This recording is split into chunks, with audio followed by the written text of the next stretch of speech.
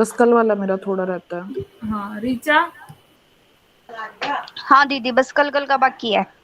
कल कल का बाकी है। कल वाले का ही तो आगे कंटिन्यू हो ना, कल वाला ही बाकी कर दिया आपने। दीदी बस रीड किया था मैंने, देख देख लिया था, उसको किया नहीं है अभी अच्छे से। मतलब चलो सुना तो है दीदी, लेकिन वही बात है, पर जब पूरा करेंगे ना फिर एक करते अच्छे हैं से हो दीदी, जाएगा। चलिए फिर ठीक है। तो यहाँ पे जो कल हम कर रहे थे, हम ये वाला पार्ट प्रूव कर रहे थे। नॉन होमोजीनियस हमने हीट इक्वेशन ली थी इसके अंदर। नॉन होमोजीनियस के अंदर हमारा कुछ इस तरीके का काम था, U T minus del you is equal to F आ जाता नॉन होमोजीनियस में। और इसमें हमने कहा था कि यू की वैल्यू जब हम टी को जीरो रख देंगे तो ये भी जीरो हो जाएगी। होमोजीनियस में तो आपने यू को एफ लिया था, T is equal to zero के लिए जी लिया था जो भी, और U T minus del U zero था वहां पे। ये होमोजीनियस में ये फर्क था एक तो। और इसका जो हमने सॉल्यूशन लेट किया था यू, वो कुछ इस तरीके का लेट किया था यू, कि डबल इंटीग्रेशन चलेगा, एक तो जीरो से टी चलेगा एस के लिए, एस इसमें एक्स्ट्रा आ रहा था। एस कहाँ पे आया था, एक्स माइनस वाई, तो वही वाला हो गया। टी माइनस एस आया था आपके पास, एफ वाई एस। तो ये हमने कल u डिफाइन किया था। इस u को हम दिखाना चाह रहे हैं कि ये हीट इक्वेशन का एक तो सॉल्यूशन है, U T minus del you is equal to F, इसको सेटिस्फाई कर रहा है। एक हमें ये दिखाना है कि u की वैल्यू जीरो आ रही है t is equal to zero पे। और एक फर्स्ट पार्ट वही था कि u जो है वो कॉन्टिन्यूस डिफरेंशिएबल बनेगा टू टाइम।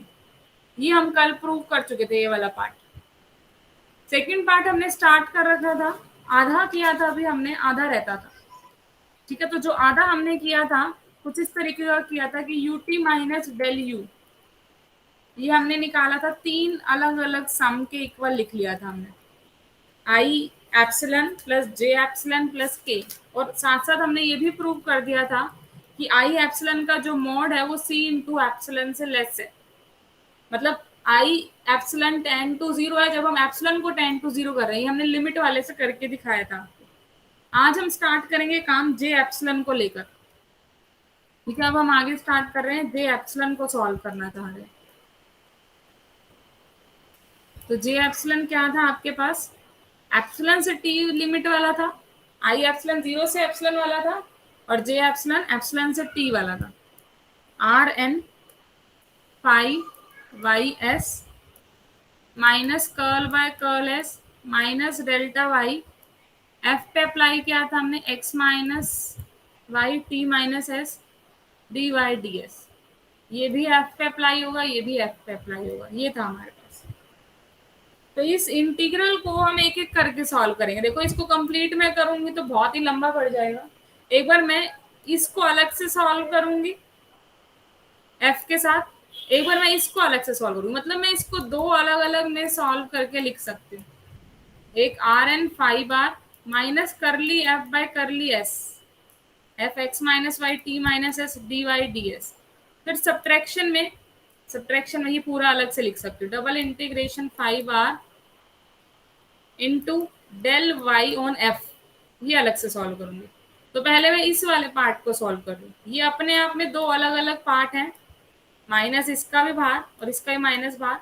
एक पार्ट ये वाला अलग से सॉल्व करेंगे और एक इसका पार्ट अलग से सॉल्व करेंगे। तो पहले हम स्टार्ट कर रहे हैं ये फर्स्ट वाला पार्ट सॉल्व करना। ठीक है, तो जे एप्सिलॉन को भी आगे हमने दो अलग अलग पार्ट में डिवाइड करके सॉल्व करना है ताकि ज्यादा लंबा ना बने।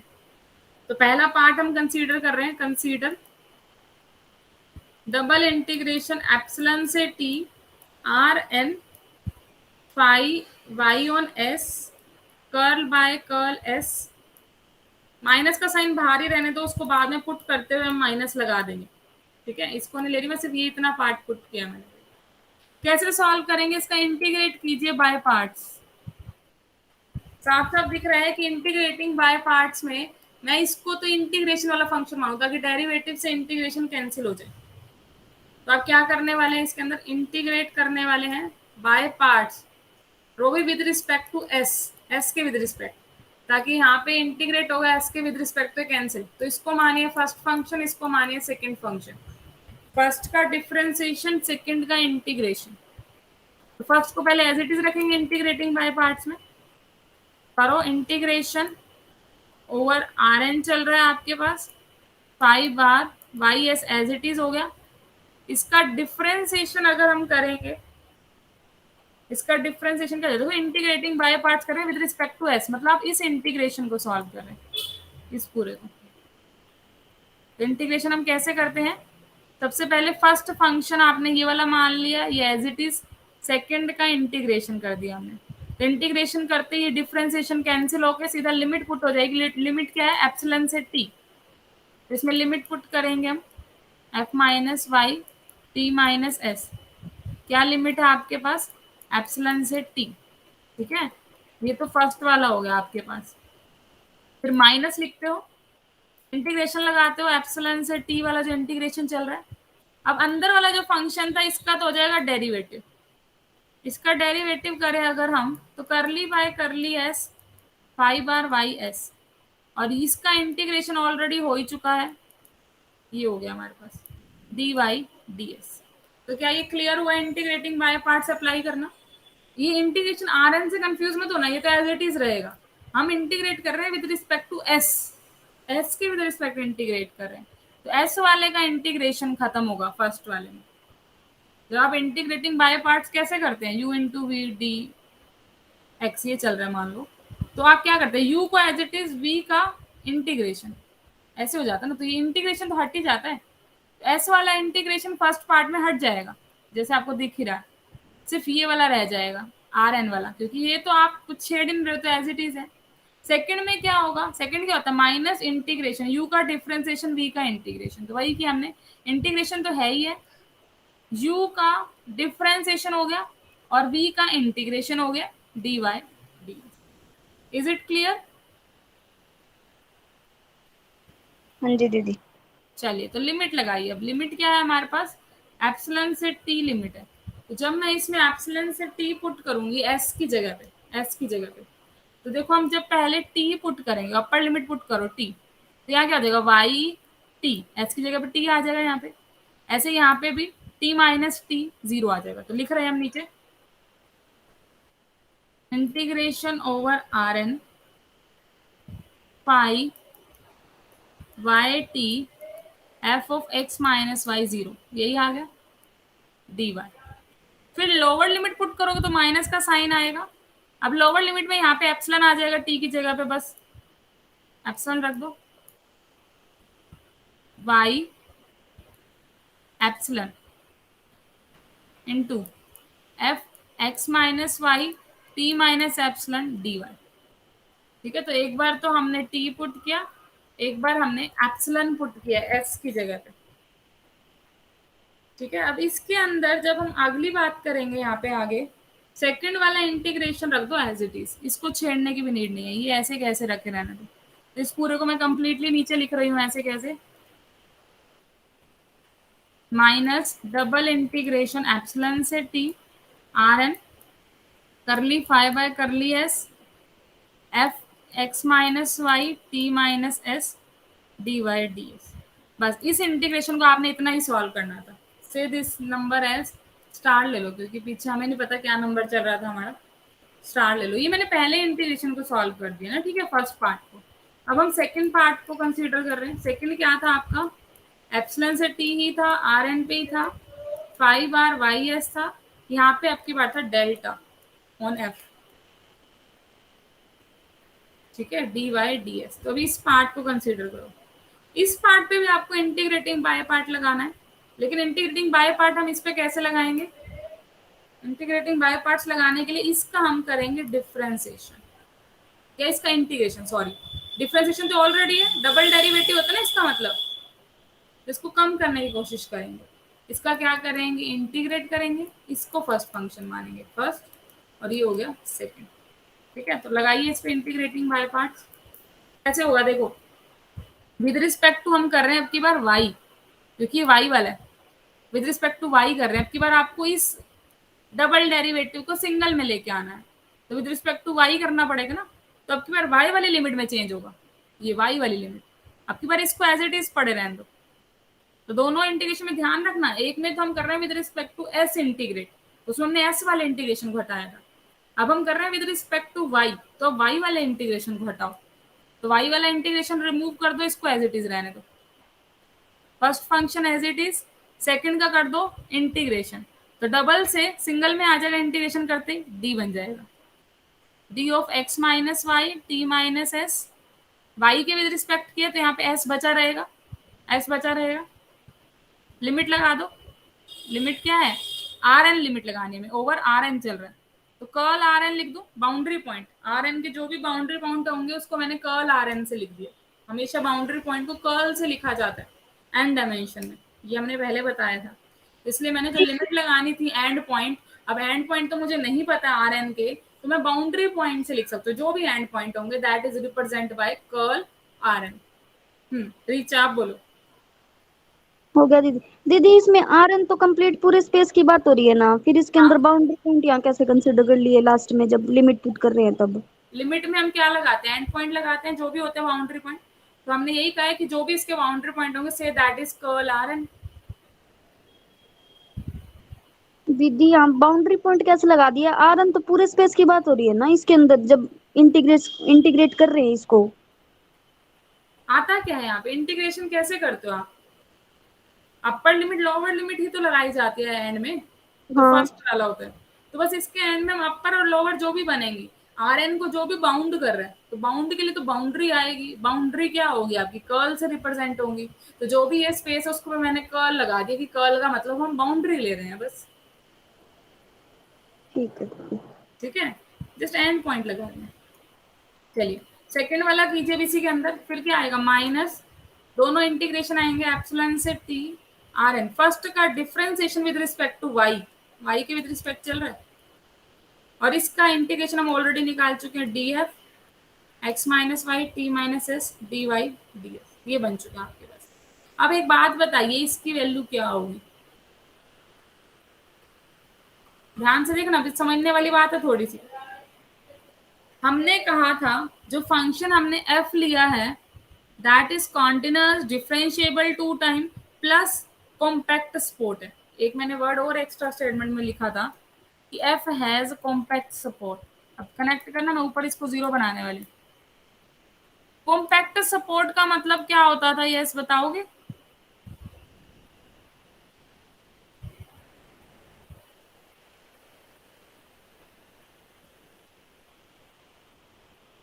अच्छा, सपोर्ट का मीनिंग क्या होता है, नोटेशन तो की है हमने, देख के एक बार रीड कर दो जरा नोटेशन में से। शायद वो n वाली वैल्यू नहीं होती थी दीदी जिसको मल्टीप्लाई करने पे 0 आए, वो n की वैल्यू सपोर्ट होती थी आई थिंक।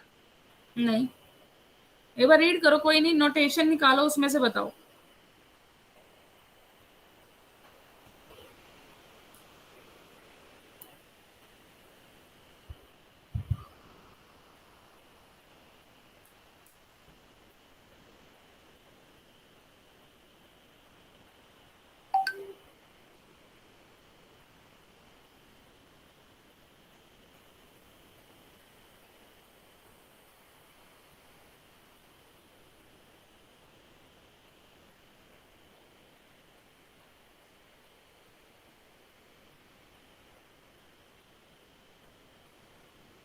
यस, नोटेशन में देखा है किसी ने, है नोट्स?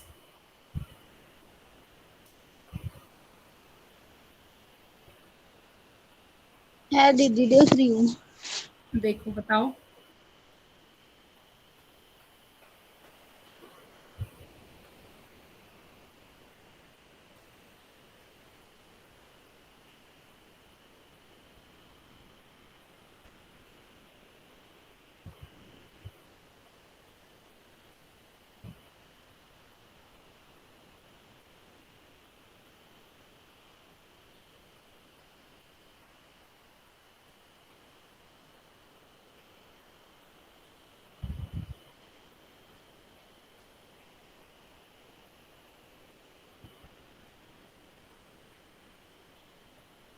दीदी वो ओपन सबसेट दे रखे हैं 3, हाँ बताओ एक बार।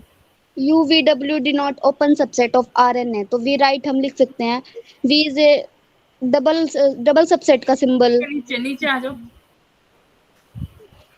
इससे नीचे, फिर V closure is subset of U and V closure is compact. फिर इसको this implies that v is compactly contained in u। यही है दीदी, बस इतना ही। इसके नीचे सपोर्ट भी लिखा होगा। नहीं दीदी नहीं लिखा हुआ, फिर बाउंड्री के दिखा रखे हैं दो बस। मैंने तो बताया था, लेकिन आपको सपोर्ट भूल गए आप। तो वो सपोर्ट का मीनिंग क्या होता था, इसमें वो सारे पॉइंट आते थे जिसपे फंक्शन नॉन जीरो रहता था। ठीक है, इसमें डोमेन के वो सारे पॉइंट जिसपे फंक्शन नॉन जीरो आए, वो सपोर्ट होता है आपके पास। उसको हम सपोर्ट ऑफ बोलते हैं, जिस भी हम उसका निकाल रहे हैं सेट का। सपोर्ट ऑफ यू निकाल रही हूँ, तो यू के वो सारे हमें लेने हैं, उसके अंदर जितने भी पॉइंट आ रहे हैं उस ओपन सेट के अंदर, उनकी इमेजेस नॉन जीरो हो, वो सपोर्ट में आती है। ठीक है, डी के अंदर। लेकिन अगर मैं कोई पॉइंट इससे बाहर का ले लूं, मैं यहाँ पे क्या कहना चाह रही हूँ, आपने बोला F has compact support. Compact support मतलब उसका क्लोजर भी उसी के अंदर आ रहा है। अभी जो इन्होंने कॉम्पैक्ट की डेफिनेशन बताई है, क्या बताइए कि V closure contained in U. ठीक है, मतलब जितने भी पॉइंट हैं, अगर वो डोमेन के अंदर के हैं तो वो नॉन जीरो रखेंगे। अगर आंसर जीरो आएगा तो बाहर जाके आएगा। मतलब अगर हम ये बात करें, अगर आप बाहर का कोई पॉइंट ले रहे हैं, z belong to curl d, तो ये क्या इंप्लाई करेगा कि z सपोर्ट ऑफ u में नहीं था, इसलिए वो बाहर गया, इसलिए वो बाउंड्री पे गया, d के अंदर नहीं आया। वो बाउंड्री पे बैठा रह गया। वो बाउंड्री पे क्यों बैठा रह गया? क्योंकि वो सपोर्ट ऑफ u में नहीं गया है। अब वो सपोर्ट ऑफ यू में नहीं गया है, इट मीन्स उस पॉइंट पे एफ जेड की वैल्यू क्या है? जीरो है। हम ये बोल सकते हैं, या फिर हम कह सकते हैं आप इस पे अब जितना भी डिफ्रेंसिएशन कर लो, बाउंड्री के पॉइंट पे इंटीग्रेशन ले लो, आंसर जीरो ही आने वाला है। बाउंड्री का पॉइंट, अगर मैं बाउंड्री का पॉइंट ले रही हूँ तो यहाँ से हम ये इंप्लाई कर सकते हैं कि जब आप बाउंड्री वाला लिमिट अप्लाई करेंगे इस इंटीग्रेशन पे, ये बाउंड्री की बात हो रही थी, तो एफ क्योंकि कॉम्पैक्ट सपोर्ट रख रहा है तो इसकी वैल्यू क्या आ जाएगी? जीरो आ जाएगी। इट मीन फर्स्ट इंटीग्रल को आप इन शॉर्ट जीरो लिखने वाले हैं पूरा का पूरा। सिर्फ आपके पास सेकेंड इंटीग्रेशन बच जाएगा जो है। ठीक है, इसको आप जीरो बोल रहे हैं, तो आपके पास सेकेंड इंटीग्रेशन सॉल्व करने के बाद ये आ चुका है डबल इंटीग्रेशन, जो आगे वाला सारा था वो। अब जो पहले इंटीग्रेशन की आपने वैल्यू निकाली है वो, सेकंड की जो आपने निकाली है वो, दोनों को वापस पुट कर दो ऊपर। ध्यान से देखना, इसकी हमने निकाली है, नेगेटिव में आई हुई है, negative curl five by curl y D F x minus Y T minus S D Y D s. देखो इसको हम थोड़ा सा और मॉडिफाई करेंगे, देखना अभी मैं लिख रही हूँ, नीचे नीचे लिख रही हूँ,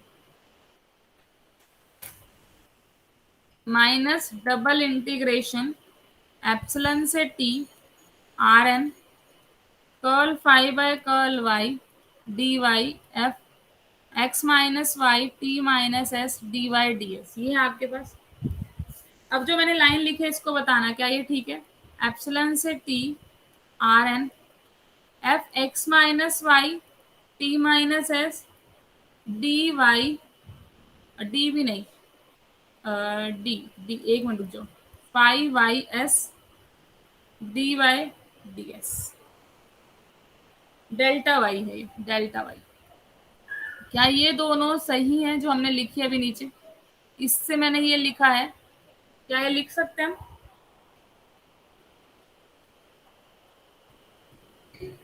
हाँ दीदी, उस कैसे?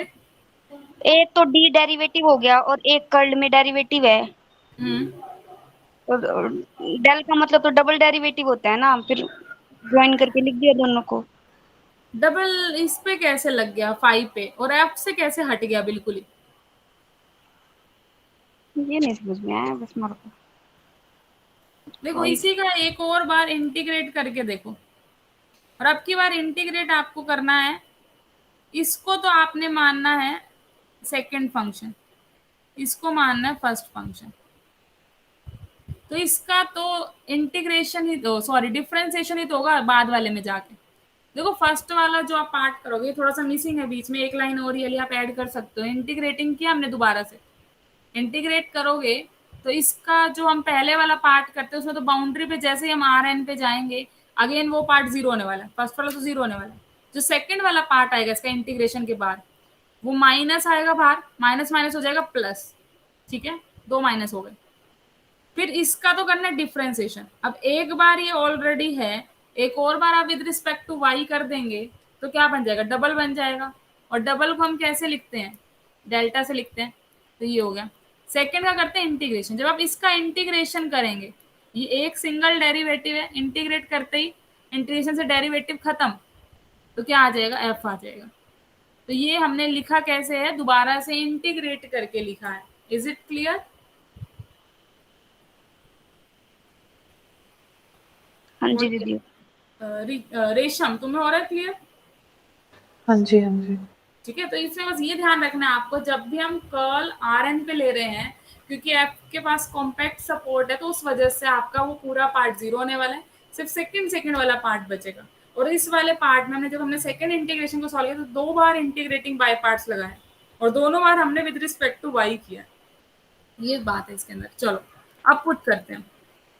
अब पुट करते हैं, तो जब आप पहले वाले में पुट करेंगे तो क्या बन जाएगा, देखो क्या था आपके पास, एप्सिलॉन से टी था, आर एन था, पाई था, करली बाय करली एस एफ पे था आपका माइनस का, फिर माइनस डेल्टा एफ पे भी था, डी वाई डी एस, ये था आपके पास। तो जब हमने फर्स्ट वाला ये वाला किया, ऑल ओवर माइनस साइन बाहर लेना है आपने, जो निकला था उसी के आगे। तो लिख रहे हैं हम क्या क्या निकला था हमारा। अपर लिमिट पुट करने से तो आया था R N pi Y T f x minus y zero, ये आया था हमारा अपर लिमिट पुट करने से। लोअर लिमिट पुट किया माइनस माइनस प्लस, क्योंकि बाहर माइनस साइन भी है, pi of y T F of x minus Y T minus epsilon, ये आया था हमारा एप्सिलॉन, यहाँ एप्सिलॉन था जब हमने लोअर एप्सिलॉन वाला पुट किया था, डी वाई। फिर डबल इंटीग्रेशन आया था माइनस का, तो यहाँ प्लस हो जाएगा, एप्सिलॉन से T R n curl five by curl s f d Y D S, ये आया था पूरा का पूरा आपका फर्स्ट वाला। अब सेकंड वाला लिखते हैं, जो सेकंड वाला आया, सेकंड वाले में आपको साइन लगाना है माइनस का, एप्सिलॉन से टी आर एन एफ, यहाँ delta y five y S D Y D S, ये आया आपके पास। एफ में लिख लेना जो भी आया यहाँ पे। तो ये पूरा हमने पुट करके लिख दिया है। अब इस पूरे को आप देखो, इसमें क्या क्या कैंसिल हो सकता है, क्या क्या बच सकता है। अगर हम ध्यान से देखें यहाँ पे,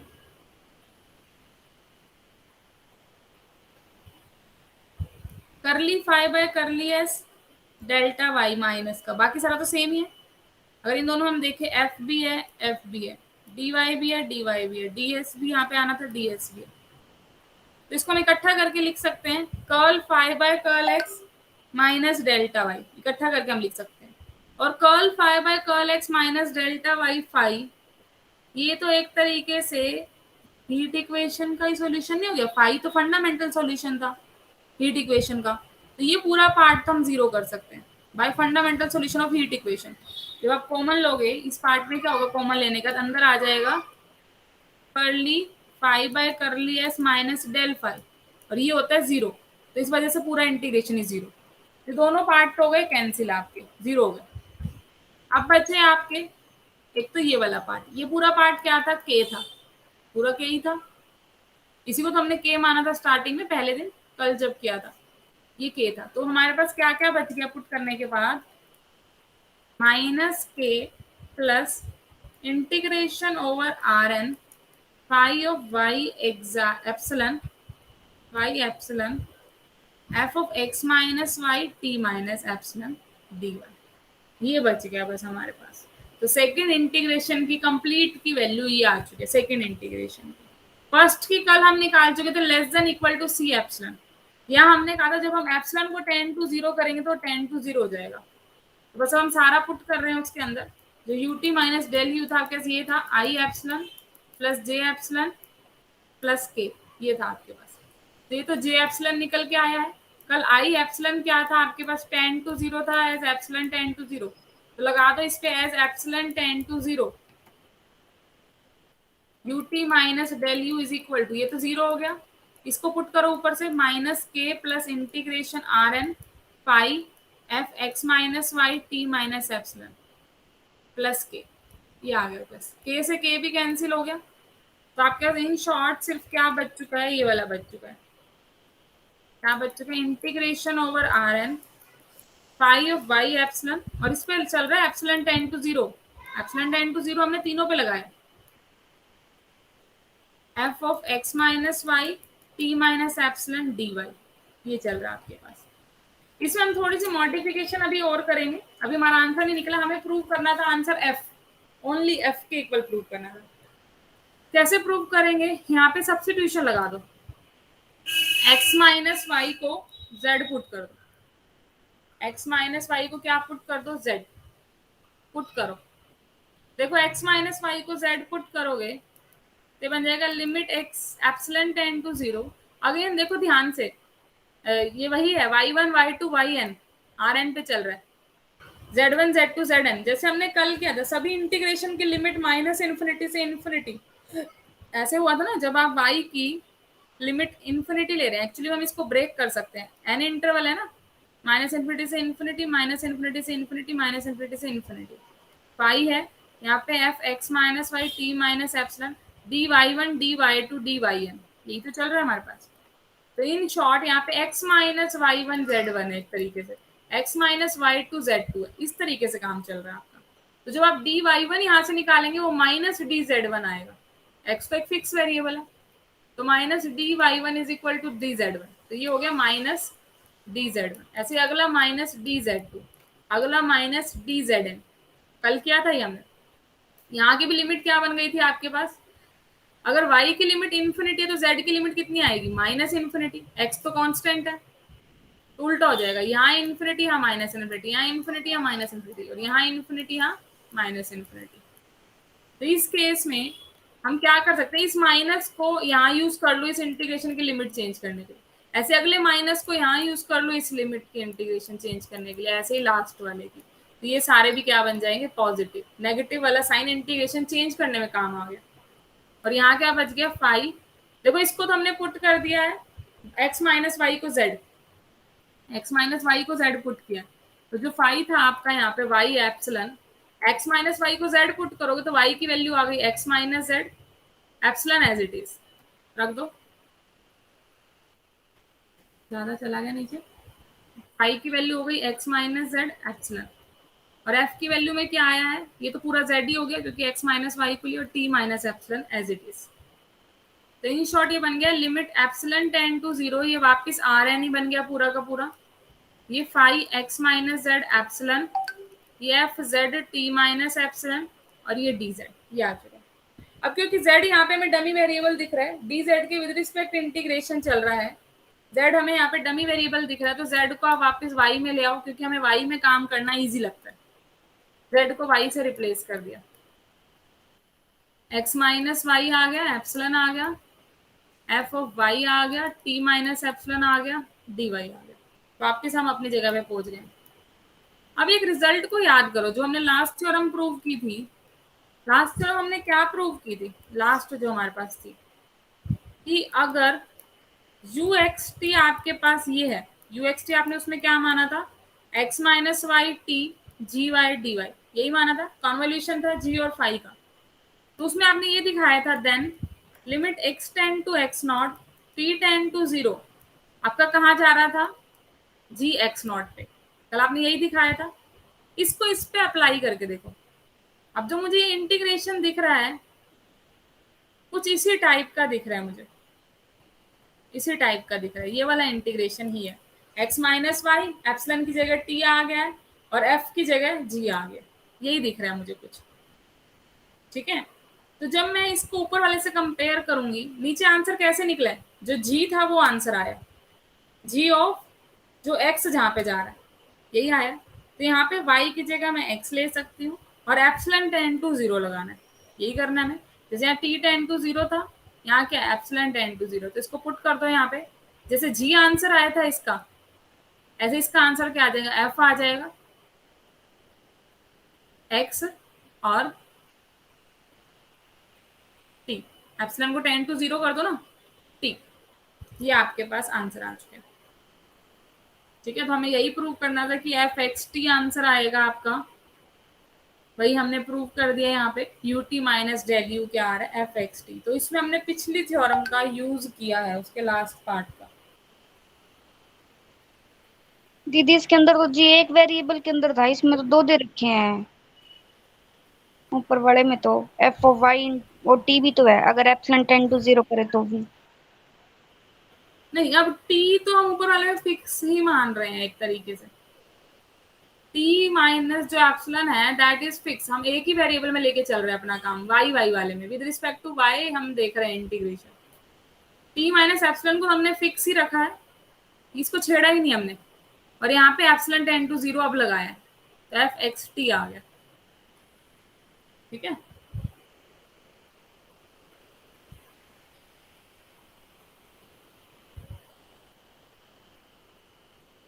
कर लोगे इसको? बोलो, डाउट है तो बोलो भाई, जिधर भी कुछ भी डाउट आ रहा है। एक बार फिर से करेंगे, कंफ्यूजिंग बहुत ज्यादा है। वो तो रहेगी थोड़ी बहुत, तो देखो इसको करोगे ना एक बार और, देखो इसको, इसमें हमने ये वाला रिजल्ट अप्लाई किया, उसको मैच करो कैसे अप्लाई किया आपने। जो ऊपर रिजल्ट अप्लाई किया हमने हमने कहा कि जी ऑफ एक्स टेन टू जहाँ पे वहां चला जाएगा, तो यहाँ पे वाई को कंपेयर कर रहे हैं एक्स की जगह पे, तो वाई जहां जा रहा है वहां पे चला जाएगा। वाई टेन टू हमने कर दिया एक्स, एक तरीके से वाई को एक्स से रिप्लेस किया, डमी वेरिएबल आप कर सकते हैं। यहाँ पे हमने फिक्स पॉइंट जो, क्योंकि हमें क्वेश्चन में एफ एक्स टी दिखाना था, या अगर आप डेल वाई लेके चलो तो एफ वाई टी भी दिखा सकते हो, ये भी गलत नहीं है, यहाँ वाई लिख दे, यहाँ पे वाई लिख दे, ये भी गलत नहीं है। ठीक है, एफ वाई टी भी दिखा सकते हो आप यहाँ पे। ये तो आपका था सेकेंड पार्ट। अब हम चलते हैं प्रूफ ऑफ थर्ड पार्ट पे। थर्ड में क्या दिखाना था हमें कि u is equal to zero हो जाएगा जब हम t is equal to zero put करेंगे, टाइम को जीरो। अभी तक टाइम जीरो तो हमने पुट ही नहीं किया। ठीक है, तो वो वाला पार्ट करते हैं अब, थर्ड पार्ट। देखो थर्ड पार्ट आसान है अब आपके लिए। यू एक्स टी क्या है आपके पास, double integration R N zero से T pi Y S F of x minus Y T minus S D Y D S. यही था आपके पास यू एक्स पी जो आपने स्टार्टिंग में लिया था। इसका निकालिए नॉर्म, ले लो मोड दोनों तरफ, इधर मोड लोगे तो कैसे लिया जाएगा आपके पास, we can write it as, देखो एफ जो है that is a continuous function, F is a continuous function, continuous है, डिफरेंशिएबल है तो बाउंडेड भी होगा, बाउंडेड भी होगा। ठीक है, तो हम इसको लिख सकते हैं पूरे पे, जब आप नॉर्म लोगे इधर भी और इधर भी, तो इन दोनों का नॉर्म अलग अलग में लिख सकते हैं। Product of two function, modulus भी प्रोडक्ट में कैसे खुलता था, mod of a into mod of b, सीधा प्रोडक्ट में खुलता, तो ऐसे ही यहाँ पे भी मॉड ऑफ एफ अलग हो जाएगा, और जीरो से टी इंटीग्रेशन वाला जो आपके पास है ओवर आर एन भी है, pi Y S D Y D S, वो अलग हो जाएगा। तो दोनों को मैंने मल्टीप्लाई में ही अलग अलग कर दिया। ठीक है, अब ये तो कॉन्टिन्यूस डिफरेंशिएबल है, बाउंडेड है, तो ये तो चलो सम हमने कांस्टेंट से लेस लिख सकते हैं हम यहाँ पे। ठीक है ना, सम कांस्टेंट से लेस लिख सकते हैं, कॉन्टिन्यूस एंड बाउंडेड। और इसको कैसे सॉल्व करेंगे, इतने का तो आंसर आपको पता ही है, 1 होता है ओवर ऑल आर एन, सिर्फ अगर हम 5 पे इंटीग्रेशन चलाएं, बाहर डी एस बैठा है, जीरो से टी कर दो इंटीग्रेशन, ऐसा आ जाएगा जीरो से टी, तो इसका आंसर आ गया सी इंटू टी। हमने कहा था जब हम टी को 10 टू जीरो कराएं तो आंसर देखना, तो टी को 10 टू जीरो कराऊंगी तो यू भी कहाँ पे जा रहा है, जीरो पे ही जा रहा है। तो हो गया प्रूफ। ये वाला पार्ट बहुत इजी था, थर्ड वाला तो। क्या थर्ड वाले में कोई कंफ्यूजन है? नहीं दीदी ये तो सही है। ये तो हो गया। चलो कुछ तो आसान मिला। रेशम हाँ क्लियर जी, हुआ? ये हो गया, ये हो गया। ये वाला हो गया, चलो तो सेकंड वाला और क्लियर करो भाई अभी थोड़ा। ठीक है, उसको देखो, वो मैं तो ज्यादा दीदी नहीं कराऊंगी दो तीन बार क्योंकि रिपीट करना पड़ता है हाँ, ऐसे। इसीलिए ज्यादा नहीं करा रही मैं। नेक्स्ट टॉपिक और भी थोड़ा सा इससे हमारा अच्छा है, अलग है इनसे। मीन वैल्यू थ्योरम करेंगे हम। अब थोड़ा सा पैराबोलिक सिलेंडर पे काम जाने वाला है, तो उसको हमें थोड़ा सा ऑब्जर्व भी करना पड़ेगा और फिर करना पड़ेगा। तो जितना हुआ अभी तक उसको अच्छे से करो, हो सकता है यहीं तक क्वेश्चन कंप्लीट हो जाए पूरा ही 16 का, और हो सकता है नेक्स्ट वाली थ्योरम से ही पूरा क्वेश्चन कंप्लीट हो और इनमें से कुछ ना है, ऐसा भी हो सकता है। दीदी ये हाफ कराओगे यूनिट या पूरी पूरी कराओगी ये थर्ड वाली? पूरी करेंगे। हीट अब खत्म हो गया, वेव को शुरू करेंगे। वेव का काम सेम सेम चलना है, जैसे आपने हीट में हीट इक्वेशन का काम किया है। हीट इक्वेशन में आपका curl u by curl t आता है ना, टाइम में एक सिंगल आता है, तो वेव में आपका टाइम में डबल डेरिवेटिव आ जाता है। बाकी इस साइड तो सारा सेम ही रहना है, लेफ्ट हैंड साइड तो सिर्फ राइट में चेंज है। तो जिसने हीट कर लिया उसके लिए वेव फिर आसान हो जाता है। ठीक है, तो कंप्लीट ही करेंगे हम। ठीक है, चलिए, ओके।